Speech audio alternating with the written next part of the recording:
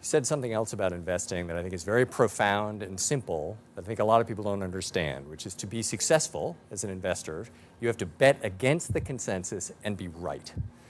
First of all, why? Well, if it was that easy to just bet with the consensus every single time, then everyone would be doing it. It should be self evident that in order to win, you have to do something that the average person doesn't know or doesn't get. And that's the consensus, and the price of anything is already reflected in the consensus view of it. Why can't we just buy Well, stocks we think are well, going to go? the consensus is built into the price.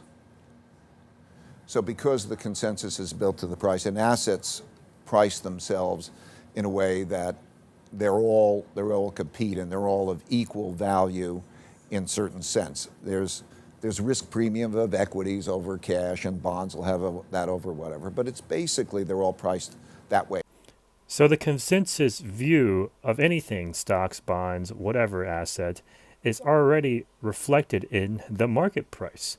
So another way to think about it is if there's a report that comes out tomorrow and all these scientists in the community form a consensus view that there will be no more oil ever produced or ever drilled, and that we've already extracted all the oil out in the world, then the price of oil will be reflected in that consensus view.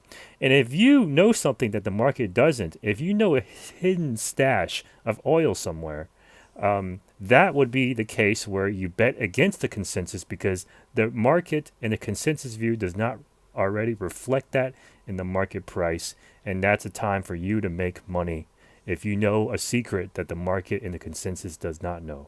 It's like, think of it as going to betting on a sports team, or in other words, horse racing. Okay, so there's handicapping that's going on. So in order to be successful, you're betting against the consensus and you have to be right. That's the game.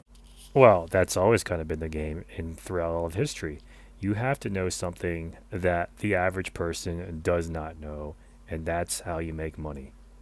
And you described your first trade when you were a teenager, bought a stock, it tripled. You thought, hey, this is easy, but you convey very effectively that in fact it is extremely difficult, even though it seems so simple.